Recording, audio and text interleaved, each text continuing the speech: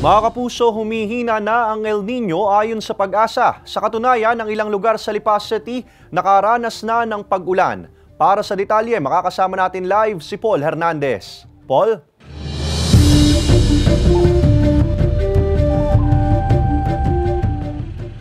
Ace, naranasan niya nitong weekend lamang at ayon sa Pag-asa, dahil ito sa tinatawag na localized thunderstorms, ayon naman sa mga otoridad, walang naiulat na malawakang pagbaha sa Lipas City.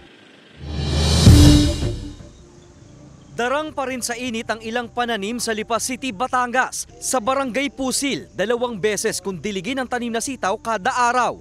Tinidiligaan tuwing umaga, hapon. Kailangan po namin gawin po yan para kumita po kami.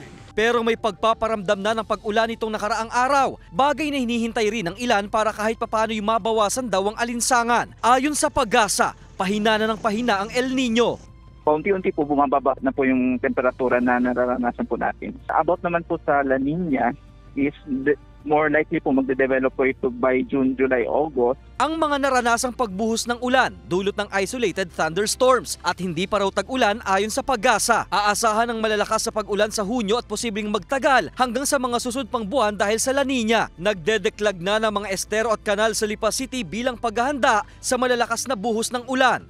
Kasi once na ikinag na barado to and may silting talaga, hindi maiwasan yung mga borak yun namin ang iniiwasan.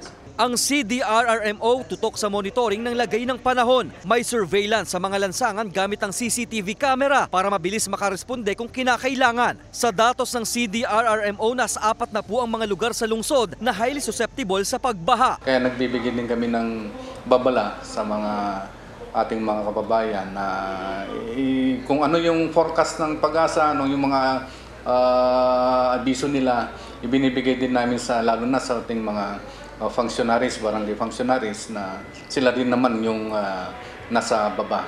Ang pakiusap ng mga otoridad, magsimula na ring maglinis ang mga komunidad at huwag magtapon ng basura kung saan-saan. Ace, bukod pa nga sa baha, ibinabantayan din yung mga landslide-prone areas. Base sa datos ng CDRRMO ay nasa 5 hanggang 6 na barangay daw ito sa Lipas City. Ace. Maraming salamat, Paul Hernandez.